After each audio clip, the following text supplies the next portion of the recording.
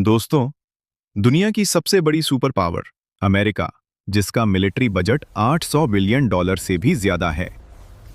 दूसरी तरफ ईरान, जो दशकों से कड़े प्रतिबंध झेल रहा है। कागज पर देखें तो कोई मुकाबला ही नहीं है। अगर सीधी जंग हुई तो लोग कहेंगे अमेरिका कुछ ही दिनों में जीत जाएगा। लेकिन असलियत बहुत अलग है। क्या हो अगर मैं आपसे कहूं कि एक साइलेंट वॉर यानी खामोश जंग में ईरान धीरे धीरे जीत रहा है और दुनिया की सबसे बड़ी सुपर पावर अमेरिका पीछे छूट रही है। आज हम किसी प्रोपेगेंडा की बात नहीं करेंगे, हम बात करेंगे फैक्ट्स और रियल वर्ल्ड स्ट्रेटेजी की। जानेंगे कि आखिर बिना कोई डायरेक्ट वॉर लड़े ईरान अमेरिका पर भारी कैसे पड़ रहा है। असली गेम वो नहीं है जो हमें न्यूज़ चैनल्स पर दिखता है। इस खेल को समझने के लिए थोड़ा सा पीछे चलते हैं।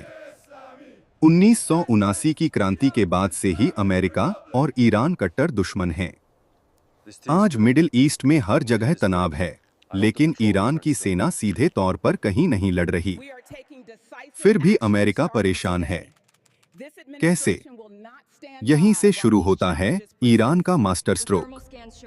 ईरान की सफलता के पीछे कुछ बड़े कारण हैं। पहला है असिमेट्रिक वॉरफेयर और प्रॉक्सी नेटवर्क। ईरान जानता है कि वो अमेरिका से आमने सामने नहीं जीत सकता, इसलिए उसने एक्सिस ऑफ रेजिस्टेंस बनाया। लेबनान में हिजबुल्लाह, यमन में हूती, गाजा में हमास और इराक सीरिया में कई मिलिशिया ग्रुप्स। अमेरिका को हूतियों का एक $20,000 का ड्रोन गिराने के लिए $20 लाख की मिसाइल चलानी पड़ती है। सोचिए, पैसों का नुकसान किसका हो रहा है। ईरान बिना अपनी सेना का एक भी जवान खोए अमेरिका को एक ऐसे युद्ध में उलझा रहा है जिसका कोई अंत नहीं है। दूसरी बड़ी ताकत है ज्योग्राफी। सोचिए, अगर दुनिया के तेल की सप्लाई का रास्ता ही कोई बंद कर दे तो क्या होगा। दुनिया का लगभग 20 से 30% तेल एक संकरे समुद्री रास्ते स्ट्रेट ऑफ होर्मुज से गुजरता है, जिस पर ईरान का कंट्रोल है। अगर अमेरिका कभी ईरान पर बड़ा हमला करता है तो ईरान इस रास्ते को ब्लॉक कर सकता है। तेल के दाम आसमान छूने लगेंगे और ग्लोबल इकोनॉमी क्रैश हो जाएगी। इसी डर से अमेरिका ईरान पर सीधा हमला करने से बचता है। तीसरा और सबसे बड़ा कारण है लंबे समय तक टिके रहने की रणनीति।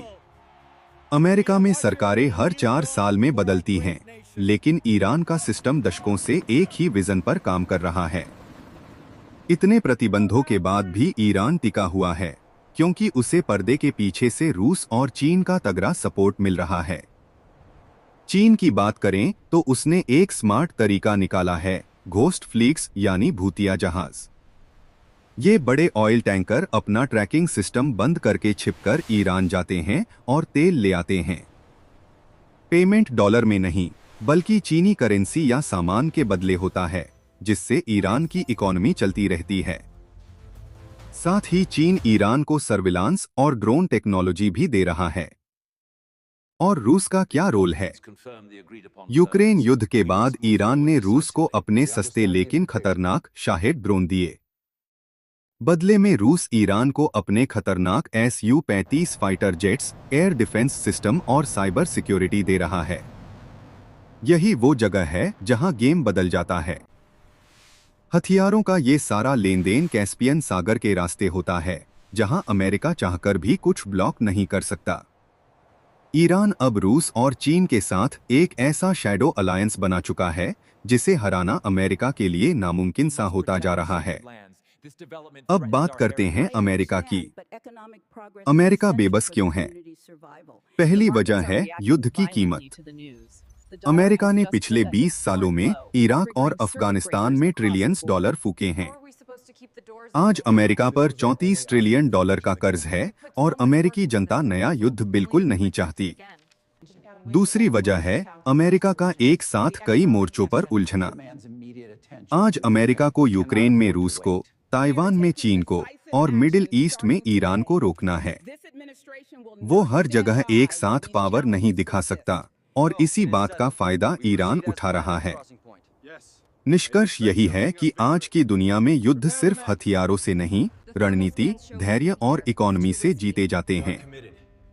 ईरान का लक्ष्य अमेरिका को हराना नहीं, बल्कि उसे थका देना है ताकि वो मिडिल ईस्ट छोड़ दे।